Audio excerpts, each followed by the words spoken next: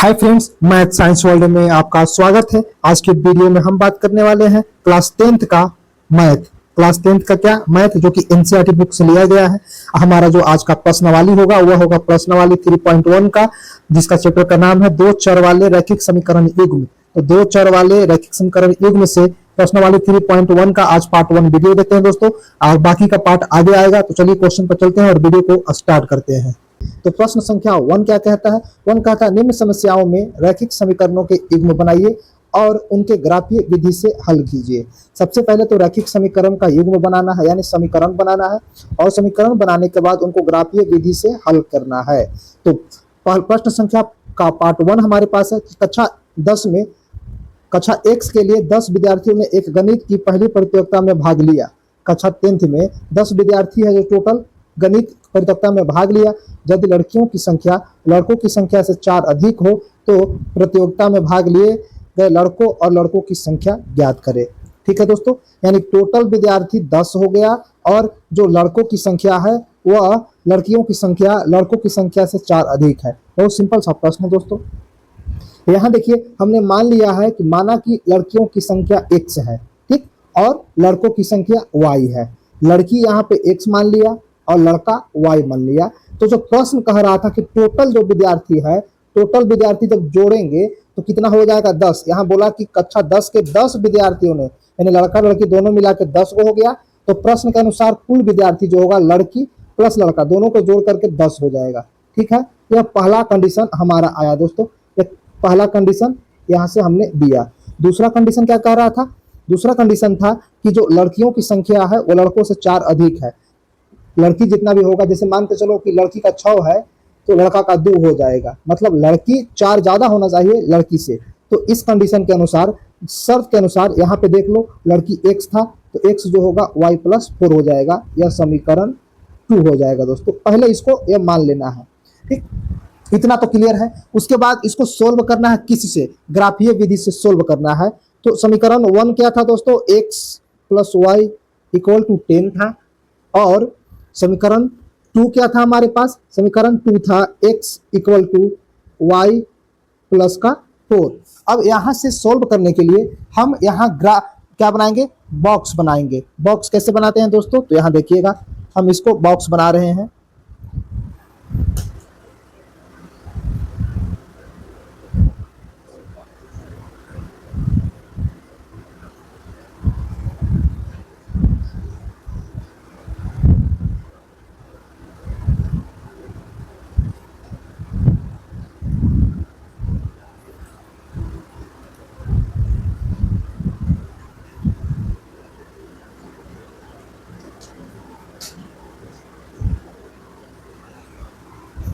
दोस्तों यहाँ से बॉक्स हमने बना लिया है।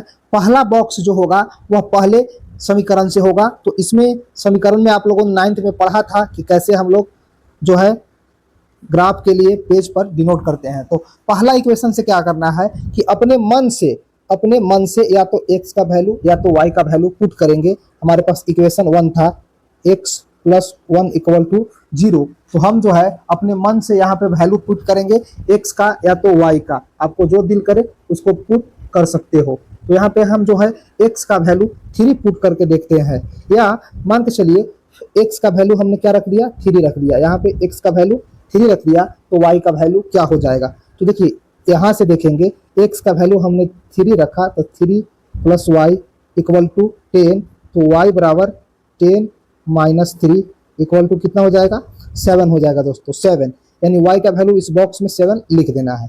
y का वैल्यू इस बॉक्स में 7 लिख देना है। अब इसी तरीका से एक और डिजिट निकालना है दोस्तों।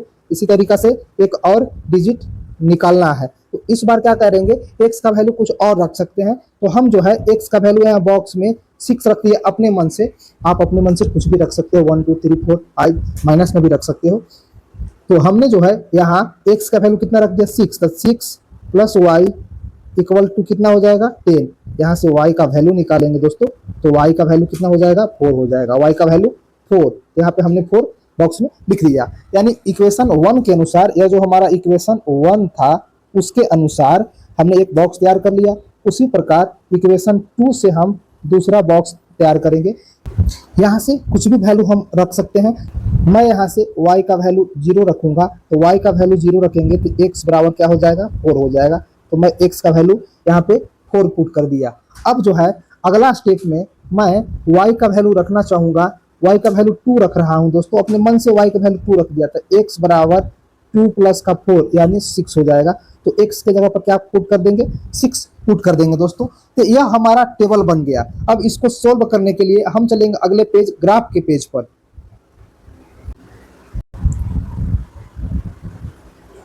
हाँ तो दोस्तों मैं आ गया हूँ ग्राफ के पेज पर। हमारे पास दो टेबल यहाँ से निकाले थे, एक समीकरण 1 के अनुसार और दूसरा समीकरण 2 के अनुसार। अब इसके अनुसार यह हमारा ग्राफ पे प्लॉटिंग कर लिए हैं। इधर जो होता है यह हमारा जो होगा यह होगा x और x डैश, ये वाला लाइन को बोलते हैं y और y डैश। ठीक है दोस्तों, इधर सब लाइन पॉजिटिव होगा, इसके बाएं तरफ जाएंगे तो -1 होगा और -2 होगा इधर माइनस में। उसी प्रकार से यहाँ देखेंगे तो यह होता है, क्या होता है दोस्तों, पॉजिटिव। यहाँ से नीचे से स्टार्ट होगा 1 2 3 4 5 6 और 7, लेकिन यह जैसे ही नीचे की तरफ जाएंगे तो माइनस में आ जाएगा, -1 -2 और -3, और भी चीज लिया जा सकता है, -4 ले लिया दोस्तों। ठीक है, अब पहले टेबल के अनुसार देखेंगे कि x का वैल्यू 3 है, x का वैल्यू 3 तो y का वैल्यू 7, यानी x 3 y का वैल्यू 7। और यहाँ पे जो है यह मिड पॉइंट है, यहाँ पे 0 होता है। तो सबसे पहले यहाँ से देखेंगे x3 और y7, यानी x कौन सा लाइन है, ए वाला लाइन x है, तो 1 2 3, यानी यहाँ पे आएगा 3 और 3 के सामने y देखना है। y हमारा कौन सा लाइन है, तो y ऊपर की ओर लाइन है, तो y जो 3 तो हो गया और 3 के सामने 7 जाना है ऊपर यहाँ तक। ये जो पॉइंट होगा, ये पॉइंट नीचे देखेंगे तो 3 आएगा और y तरफ देखेंगे तो 7 आएगा। नीचे की तरफ यहाँ से देखेंगे तो 3 आना चाहिए, इधर देखेंगे तो 7 आना चाहिए। तो इस पॉइंट पे हम लोग क्या करेंगे, यहाँ पे एक पॉइंट देंगे इस पॉइंट पे। ठीक है दोस्तों, ये पॉइंट हमारा हो गया।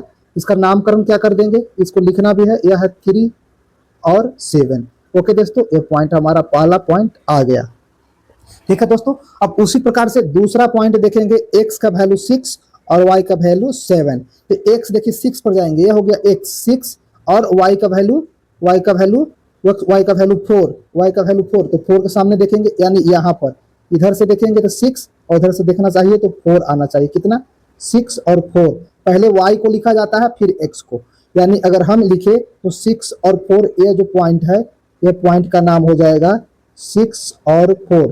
ब्रैकेट में जो लिख रहे हैं वो पहले x होता है बाद में y होता है। दूसरा पॉइंट आ गया दोस्तों।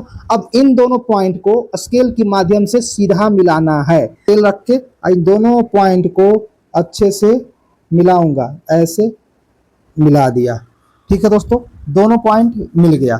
अब क्या करना है, ये हमारा टेबल 1 कंप्लीट हो गया, ये हमारा टेबल 1 कंप्लीट हो गया। अब चलते हैं टेबल 2 की ओर। टेबल 2 में यहाँ था x का वैल्यू 4, y का वैल्यू 2, उसी प्रकार से x की वैल्यू 6, y का वैल्यू 2।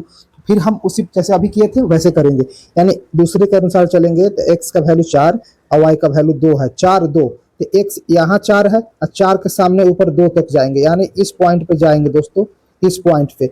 ये जो पॉइंट होगा, ये जो हमारा पॉइंट होगा, चलिए इसको मैं दिखाता हूँ। ये जो हमारा पॉइंट होगा इसका नाम होगा 4 और 2। कहाँ से आया, तो 4 2 यहाँ से आया। x का वैल्यू 4 था, y का वैल्यू 2 था, वहां हमारा अगला जो है वह क्या है, x का वैल्यू 6 और y का वैल्यू 4 है। तो यहाँ से x का वैल्यू 6 देखेंगे और y का वैल्यू 4 पर जाएंगे, यहाँ इस पॉइंट पर जो होगा वह वैल्यू होगा 6 और 4। तो चलिए इसको मैं यहाँ लिखता हूँ, इस पॉइंट का नाम हो गया 6 और 4। ठीक है दोस्तों, अब जो ब्लू से मिलाए हैं नीला कलर से, उन दोनों पॉइंट पर स्केल रखेंगे और दोनों एक दूसरे से मिला देंगे। दोनों पॉइंट को किसको मिलाएंगे दोस्तों, ए वाला पॉइंट और ए वाला पॉइंट, दोनों को ऐसे स्केल रख के ऐसे लाइन खींचना है। चलिए मैं इसको लाइन खींचता हूं दोस्तों।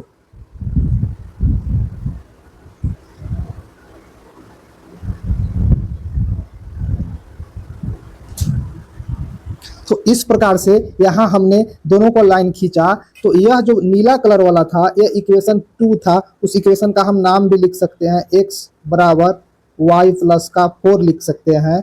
और जो रेड कलर से था वह इक्वेशन 1 था, वह था x प्लस y बराबर 10, उसको भी लिख सकते हैं।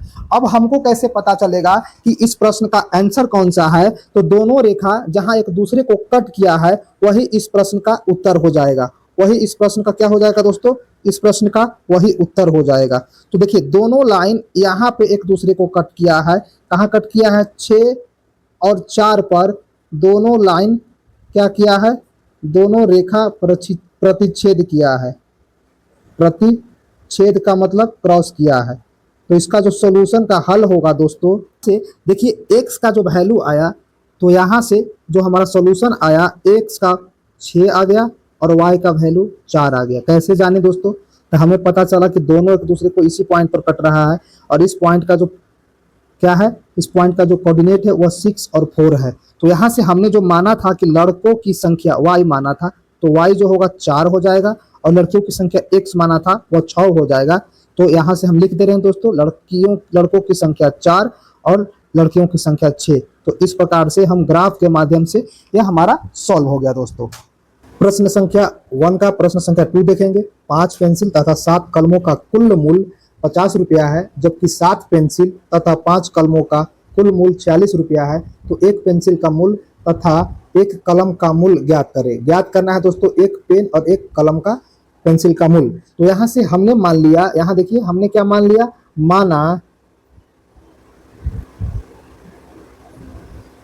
माना कि क्या मान लिया दोस्तों, एक पेंसिल का मूल्य x रुपया है और एक कलम का मूल्य y रुपया है। ओके दोस्तों, तो प्रश्न से क्या कह रहा था, प्रश्न से कह रहा था, यहाँ देखिएगा कि प्रश्न यहाँ आएंगे, प्रश्न पर प्रश्न बोला कि 5 पेंसिल, तो एक पेंसिल का दाम है x रुपया, तो 5 का दाम होगा 5x और 7 कलम, यहाँ से 5x प्लस 7 कलम, कलम y था और दोनों के जोड़ करके कितना हो जाएगा 50। ठीक है, तो यहाँ से फिर हमने लिखा समीकरण 1, 5x प्लस 7y बराबर 50। और उसी तरीका से फिर बोल रहा है कि जबकि 7 पेंसिल खरीदे थे, एक पेंसिल x रुपया में तो 7 पेंसिल 7 रुपया में। जैसे मान लिया जाए कि एक कलम का दाम 5 रुपया है तो 2 कलम का दाम 5 गुना 2 10 हो जाएगा। तो उसी प्रकार एक पेंसिल का दाम x रुपया है तो 5 पेंसिल का दाम 5x हो जाएगा, गुना कर देते हैं। तो वही किए हैं, इस पर बोल रहा है 7 पेंसिल तो 7x और 5 कलम का मूल्य 46 रुपया है, तो दोनों को जोड़ दिए, 2 समीकरण बन गया, समीकरण 1 और समीकरण 2। यहाँ समीकरण 1 और समीकरण 2 बन गया। तो समीकरण 1 क्या था दोस्तों, समीकरण 1 था 5x plus 7y equal to 50 और समीकरण 2 था 7x plus 5y equal to 46। ठीक है दोस्तों, अब यहाँ से क्या करेंगे, यहाँ से हम x और y का 2 चार्ट बनाएंगे, एक x के लिए और एक y के लिए, दोनों के लिए कम से कम इसमें 2-2 वैल्यू होना चाहिए। ठीक है, उसी प्रकार से दूसरे के लिए भी।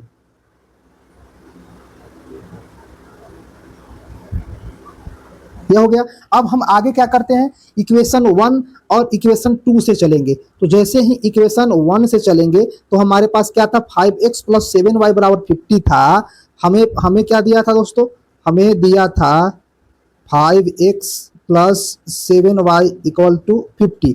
यहाँ से इसमें हम x का वैल्यू कुछ भी रख सकते हैं या y का भी वैल्यू कुछ भी रख सकते हैं। ऐसा रख सकते हैं कि दशमलव में ना आए, तो यहाँ से मैं रखूंगा x का वैल्यू 3 रख रहा हूँ। आप 0 1 2 3 कुछ भी रख सकते हो, तो मैं x का वैल्यू 3 रख दिया। तो x के वैल्यू 3 रखेंगे तो 5 गुना 3 प्लस में 7y बराबर में 50, यह हल होगा दोस्तों। तो 7y बराबर 50 में से 15 जाएगा, कितना बचेगा, 35 बचेगा। ठीक है, तो y का वैल्यू जब निकालेंगे तो 35 भागा 7 यानी 5 आ जाएगा। तो अपने मन से मैंने x के जगह पर 3 रखा और इसमें x के जगह पर 3 रख के देखा तो y का वैल्यू 5 आ गया। तो अब यहाँ 5 पुट कर देंगे, y का वैल्यू क्या करेंगे, 5 पुट कर देंगे। अब इसी प्रकार से दूसरा वाला वैल्यू कुछ न कुछ निकालेंगे। तो दूसरा निकालने के लिए हम भी x या y किसी को कुछ भी रख सकते हैं। तो इस बार मैं जो हूँ y का वैल्यू 0 रख रहा हूँ। क्या रख रहा हूँ, y का वैल्यू 0 रख रहा हूँ। तो x का वैल्यू क्या आएगा, 5x प्लस 7 अगुना y का जगह पर 0 इक्वल टू 50, यानी 5x बराबर 50 आया। तो x बराबर 50 बटा का 5 यानी कितना आ जाएगा, 10। तो हमने अपने मन से y का मान 0 रखा तो x का मान 10 आ गया। तो इस 10 को यहाँ फिल करेंगे बॉक्स के अंदर। तो x का मान कितना फिल करेंगे, 10। यह एक ब्रैकेट कंप्लीट हो गया प्रश्न समीकरण 1 से। अब चलते हैं समीकरण 2 पर। समीकरण 2 क्या था? समीकरण 2 था हमारे पास 7x plus 5y equal to 46। यहाँ से भी या तो x का वैल्यू इसमें कुछ पुट करेंगे या तो y का वैल्यू अपने मन से कुछ भी रख के देख सकते हैं। तो जब एक वैल्यू रख के देखेंगे तो दूसरा का अपने आप कुछ ना कुछ निकल जाएगा। तो यहाँ से आप कुछ भी पुट करना चाहो तो कर सकते हो। तो यहाँ से मैं x का वैल्यू 8 लेके चलता हूँ, 8 लेके चला, x का वैल्यू कितना 8 ले लिया। तो यहाँ से हो जाएगा 7 गुना 8 प्लस में 5y बराबर 46। यहाँ से हल करेंगे तो 5y बराबर 46, आगे बचा 8 सत्ते 56, दूसरी तरफ जाएगा तो 56 कितना बचेगा माइनस में, यानी 5y बराबर 10 आ गया दोस्तों। तो y बराबर 10 बटा का 5 यानी 2 आ गया। तो मैंने यहाँ से देखा कि अपने मन से x का वैल्यू 8 रखा तो y का वैल्यू 2 आ गया। अब इसी y का वैल्यू इसमें पुट कर देंगे तो y बराबर 2 रख दिया। अब क्या कर सकते हैं दोस्तों, y का वैल्यू 2 आया किसमें, लेकिन माइनस में आया। y का वैल्यू किसमें आया, माइनस में आया दोस्तों, तो माइनस रख दिया। अब अपने मन से आप कुछ भी पुट कर सकते हो। तो सबसे पहले इसको हम इरेज कर देते हैं। इस बार जो है दोस्तों मैं x का वैल्यू 3 पुट करके देख रहा हूँ। x का वैल्यू 3 पुट करेंगे तो यहाँ x की जगह पर आएगा 7 गुना 3 प्लस 5y बराबर में 46। तो यहाँ से हो जाएगा 5y बराबर 46 माइनस का 21 बराबर कितना हो जाएगा, ये 5 बचेगा 2 25। तो y बराबर 25 अब बटा में 5 आएगा, ये कटेगा 5 से 25 5 बार में। तो जैसे ही हमने x का वैल्यू 3 रखा तो y का वैल्यू 5 आ गया। इस 5 को यहाँ पुट कर देंगे। तो इस ग्राफ के बॉक्स में मैंने y का वैल्यू पुट कर दिया। एक बार और निकाला जा सकता था, लेकिन कम से कम 2 को होना जरूरी है। x का वैल्यू 2 को रखिए और y का वैल्यू भी 2 को रखिए, 2 को रखेंगे तो ग्राफ बन जाएगा। आइए परीक्षा में पूछेगा दोस्तों तो आप चोरी भी नहीं कर सकते हैं। बगल वाले अगर कोई लड़का आपको सोल्व कर रहा है तो आप समझ ही नहीं पाइएगा जब आप बनाना नहीं जानेंगे। तो चलिए अब ग्राफ के पेज पर चलते हैं और वहां इसको प्लॉटिंग करते हैं। तो हम आ गए हैं ग्राफ वाले पेज पर। तो हमारे पास यहाँ देखिए दिया हुआ ग्राफ में पूरा नोटेड है कि इधर राइट साइड में प्लस में x होता है, बाएं साइड में माइनस में x होता है, ऊपर की ओर y पॉजिटिव होता है, नीचे की ओर y माइनस में होता है। तो हम बॉक्स में देखेंगे x का वैल्यू 3 है, y का वैल्यू 5 है। तो x कहाँ जाएंगे, x ये रहा 3 और y का वैल्यू ऊपर जाएंगे 5 पर, यहाँ नीचे की ओर 3 होना चाहिए, इधर 5 होना चाहिए। यानी इस पॉइंट को देखा जाए तो इसका वैल्यू हो गया दोस्तों 3 और 5, लिख दिया। ओके दोस्तों, अब चलेंगे दूसरा देखेंगे कि x का वैल्यू 10 है और y का वैल्यू 0 है। तो x का वैल्यू कहाँ गया 10 और यहीं पे 0 हो जाएगा, यानी यह 10 रहा और यहीं पे इसका जो कोऑर्डिनेट होगा x का तो 10 होगा लेकिन y 0 हो जाएगा, क्योंकि y ऊपर जाएंगे तो 1 होगा, हमें 0 चाहिए तो वहीं पर रहेगा। ये दोनों लाइन को स्केल के माध्यम से, दोनों जो यहाँ पे डॉट आया है दोस्तों, इसको स्केल के माध्यम से आप मिला दीजिए, जैसे कि मैं मिला रहा हूँ। तो स्केल को रख के दोनों पॉइंट को ऐसे सीधा मिला देंगे। तो यहाँ मिला करके देखेंगे दोस्तों, मैंने यहाँ मिला दिया। अब ये तो पहला बॉक्स के अनुसार हो गया। अब चलेंगे इसी प्रकार दूसरा इक्वेशन के अनुसार। दूसरा में क्या था, यह था।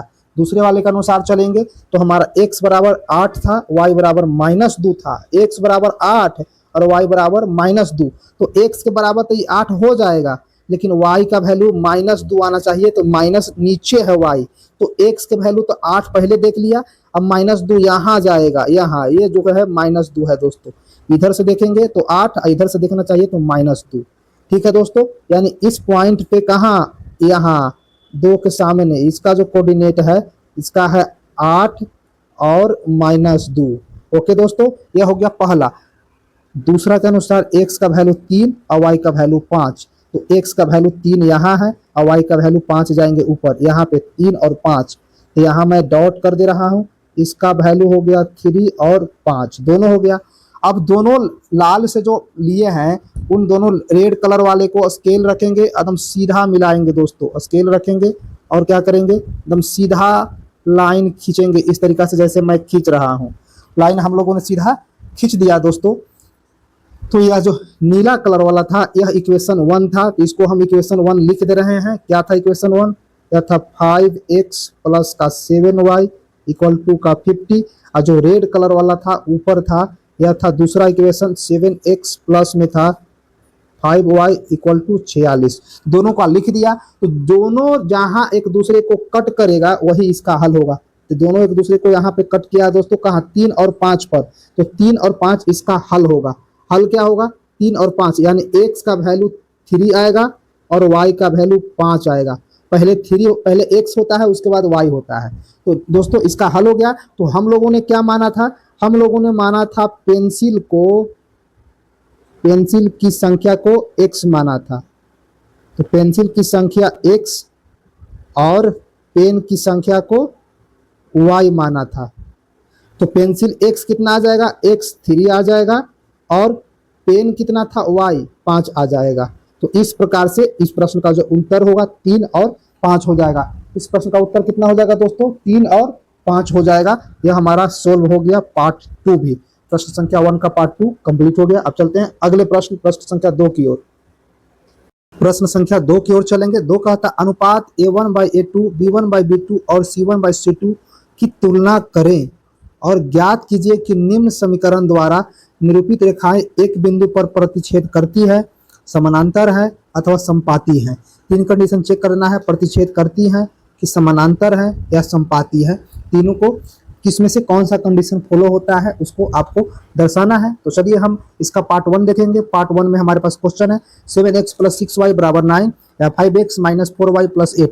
ये एग्जाम में उलट के भी दे सकता है या ऊपर में दे देगा और दूसरा वाला नीचे दे देगा, तो कोई फर्क, दोनों दे देगा, दोनों एक ही जैसा होता है दोस्तों। तो यहाँ से देखेंगे हमें क्या फाइंड आउट करना होता है। यहाँ से सबसे पहले हमें पता होना चाहिए a1/a2 और पता होना चाहिए b1/b2 और c1/c2 हमें पता होना चाहिए कि क्या होगा।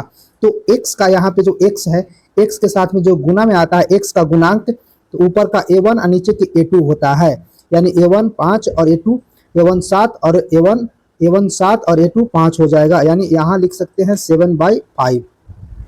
उसी प्रकार से y का जो गुणांक होता है, y के साथ जो गुना में आता है वह b कहलाता है, b1 और b2। ऊपर वाला b1 और नीचे वाला b2, तो b1 हो जाएगा 6 और b2 हो जाएगा -4।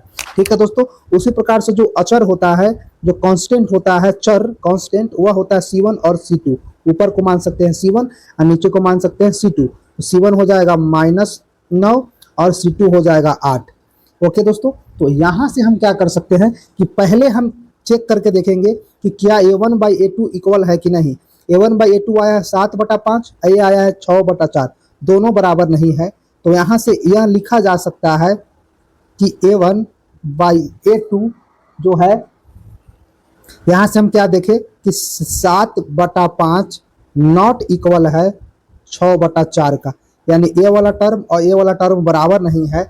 इसलिए हम लिख सकते हैं कि a1/a2 नॉट इक्वल है किसका? b1/b2 का, b1/b2 का। तो जब यह कंडीशन होता है, जब यह कंडीशन आता है, तो यह रेखा जो होता है प्रतिच्छेदी रेखा होता है, प्रतिच्छेदी रेखा होता है। एक बिंदु पर यह प्रतिच्छेद करता है। इसलिए इस पार्ट 1 का जो होगा आंसर प्रतिच्छेदी रेखा हो जाएगा। अब आते हैं पार्ट 2 पर। पार्ट 2 भी हमारे पास दिया हुआ है। यहाँ से भी हमें क्या पता होना चाहिए? हमें पता होना चाहिए दोस्तों a1/a2 और क्या पता होना चाहिए? b1/b2 और c1/c2 हमें पता होना चाहिए। तो a1/b2 कहाँ से लाएंगे? तो x का जो गुणांक होता है वह a1 ऊपर का, नीचे का a2 होता है। उसी प्रकार से y का जो गुना में आता है वह b1 और b2 होता है और जो कांस्टेंट होता है वह c1/c2 होता है। तो सबसे पहले a1/a2 लिखेंगे, तो ऊपर का a1 नीचे का a2, यानी इसको लिख सकते हैं 18/9। ठीक है दोस्तों। इसको लिख सकते हैं 6/3 और इसको लिख सकते हैं 24/12। ओके दोस्तों। तो क्या मैं यहाँ से कुछ कर सकता हूँ? देखिए 9 का टेबल में यह 2 बार में कटेगा, 3 का टेबल में 6 2 बार में कटेगा, 12 का टेबल में 2 बार में कटेगा।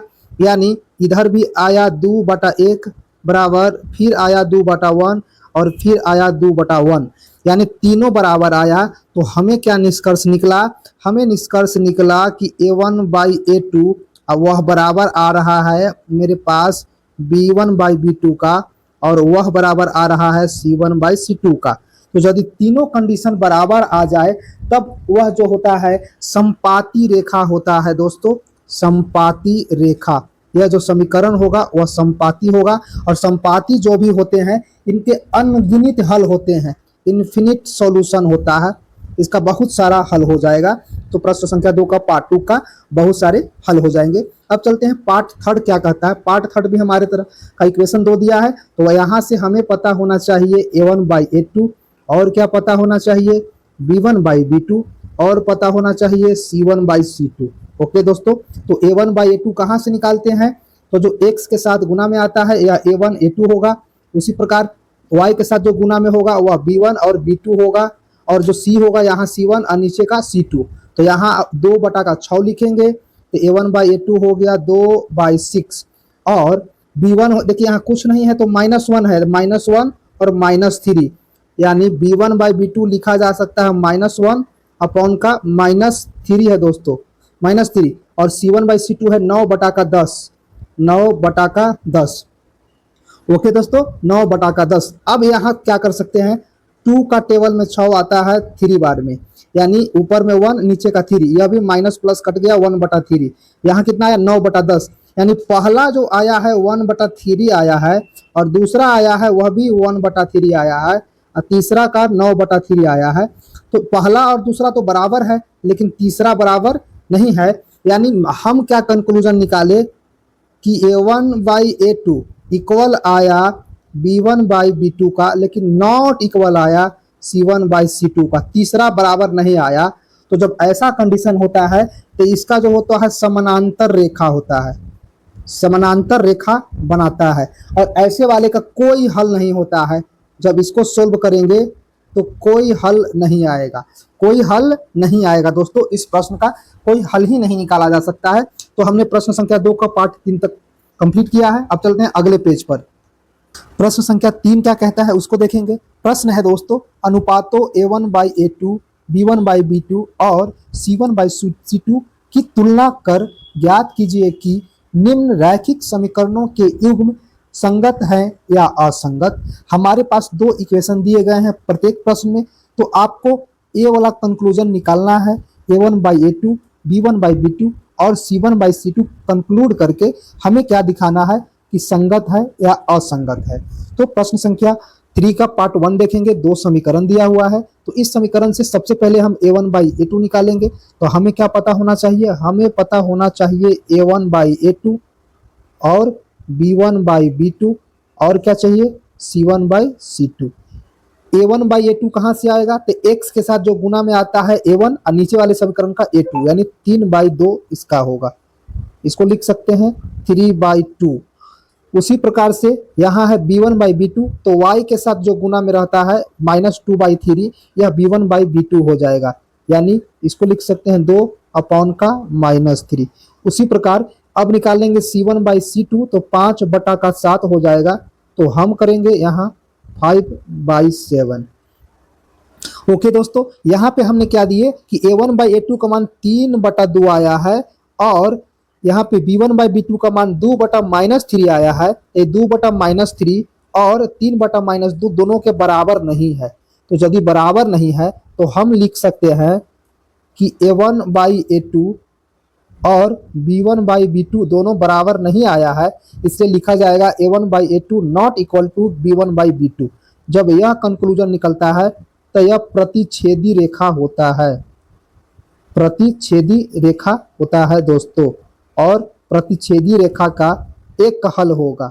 कितना हल होगा, इसका जब हम मान निकालेंगे तो एक हल होगा, लेकिन हमें मान नहीं निकालना है, सिर्फ बताना है क्या कि संगत है कि असंगत है। तो जिसका भी हल होगा वह संगत होगा, इसलिए क्या होगा, यह युग्म क्या है, यह युग्म संगत है, यह युग्म संगत है। अगर हल नहीं होता तो असंगत होता, हल हो रहा है इसलिए यह क्या है, संगत है। तो पार्ट 1 हमने कवर किया। अब चलते हैं पार्ट 2 की ओर। पार्ट 2 में भी हमारे पास 2 प्रश्न है। तो हमें क्या पता होना चाहिए, हमें पता होना चाहिए पहले a1/a2 और b1/b2, और क्या पता होना चाहिए c1/c2। ये तीनों पता होना चाहिए। मैं फिर से बता दूं, a1/a2 कौन होता है, x के साथ जो गुना में आता है, यानी 2/4। तो इसको लिखूंगा मैं 2/4। उसी प्रकार से b1 बाई बी टू कौन होता है, y के साथ जो गुना में आता है, तो -3 बाई -6 हो जाएगा। इसको लिखेंगे -3 बाई -6। उसी प्रकार फिर c1 बाई c2 क्या होता है, जो कांस्टेंट होता है, तो इसको मैं लिखूंगा 8/9 लिखूंगा। ओके दोस्तों, इसको थोड़ा सा और मैं क्लियर कर देता हूं, तो ये 2 से कट जाएगा 4, ऊपर 1 नीचे 2, यहाँ माइनस ऊपर में भी है माइनस नीचे भी है, कैंसिल हो गया। 3 से कट जाएगा, ऊपर 1 नीचे 2। ओके दोस्तों, यानी हमने देखा कि यहाँ 1/2 आया और यहाँ भी 1/2 आया, लेकिन यह जो है 8/9 आया। तो पहले का दो को कंडीशन तो बराबर आया, लेकिन लास्ट वाला बराबर नहीं आया। तो इसको हम लिख सकते हैं कि पहले का दो कंडीशन a1/a2 और b1/b2 दोनों तो बराबर आया, लेकिन c1/c2 जो कंडीशन है, c1/c2 यह बराबर नहीं है। तो जब ऐसा कंडीशन फॉलो होता है तो उसको यह कौन सा रेखा कहलाता है, यह कहलाता है दोस्तों समानांतर। समानांतर रेखा ये आएगा एक दूसरे का। तो जो भी समानांतर रेखा होता है उसका दोस्तों कोई हल नहीं होता है। क्या होता है, कोई हल नहीं होगा, कोई हल नहीं होगा। तो जिसका हल नहीं निकाला जा सकता है वही कहलाता है असंगत। वही क्या कहलाएगा, असंगत कहलाएगा। इसलिए इस प्रश्न का जो उत्तर होगा असंगत होगा, यानी यह जो होगा असंगत होगा। क्यों, क्योंकि इसका हल ही नहीं निकाला जा सकता है। ओके दोस्तों, तो इस प्रकार से पार्ट 2 को हमने कवर किया। अब पार्ट 3 को कवर करेंगे इसी में। तो हमारे पास सबसे पहले क्या पता होना चाहिए, हमें पता होना चाहिए a1/a2 और b1/b2 और उसी प्रकार से c1/c2 पता होना चाहिए। तो मैं फिर से रिपीट कर रहा हूँ, a1/a2 कौन होता है, जो x के साथ गुना में आता है। तो x के साथ गुना में आया, ऊपर वाला में आया 3/2, अब बटा का चिन्ह नीचे में 9। ओके दोस्तों, उसी प्रकार b1 और b2 क्या होगा, जो y के साथ गुना में आया है, यानी 5/3 और -10, यानी इसको हम लिख सकते हैं 5/3 और नीचे में -10। उसी प्रकार c1/c2 यह कांस्टेंट हो गया, 7/14 हो गया। अब क्या करते हैं, इसको जरा सा और सही से सोल्व करते हैं। तो इसको लिख सकते हैं 3 और 2 को नीचे ले आएंगे, और नीचे में 9 था, यहाँ था हमारे पास 5 और 3 को नीचे ले आते हैं और माइनस यहाँ रहेगा दोस्तों, तो बचेगा 10। उसी प्रकार से इसको करेंगे तो 7/14।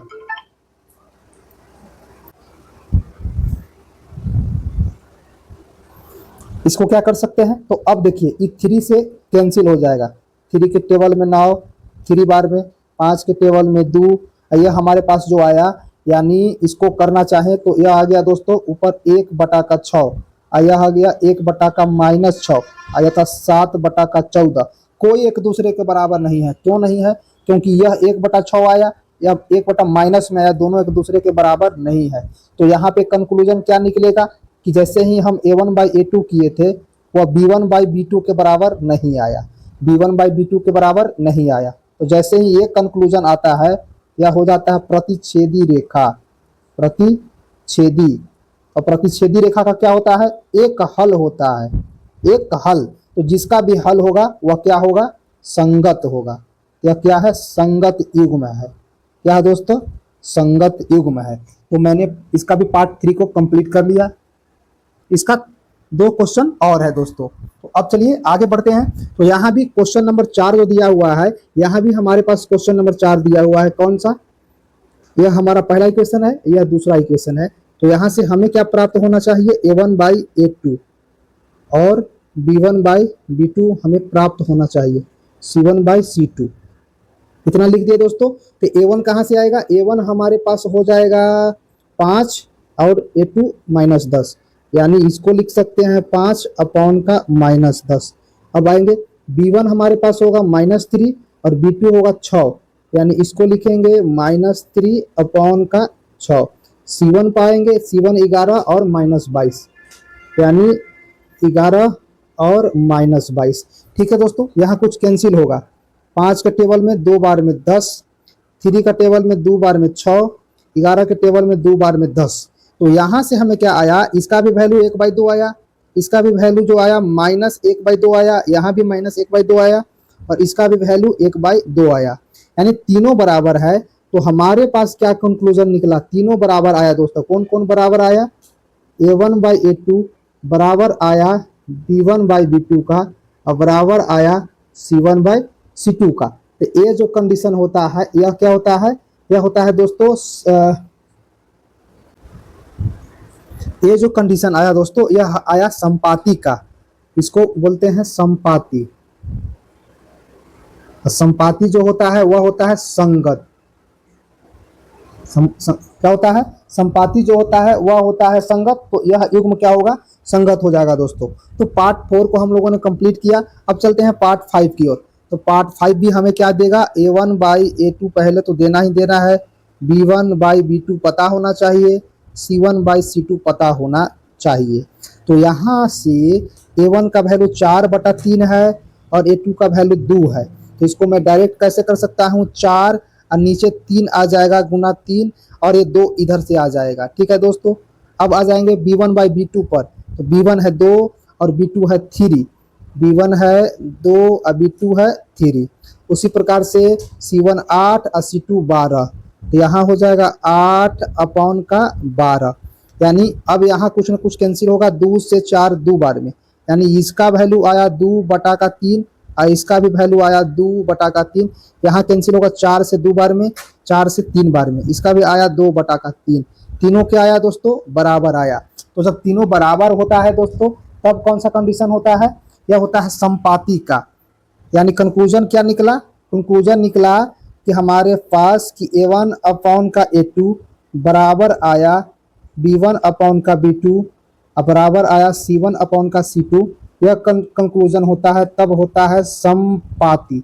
और जो भी संपाती होता है वह संगत युग्म होता है, संगत युग्म होता है। अब एक आखिरी प्रश्न हम लोगों ने 5वां को सोल्व कर लिया है। तो इस प्रकार से हम लोगों ने प्रश्न संख्या 3 को कंप्लीट किया।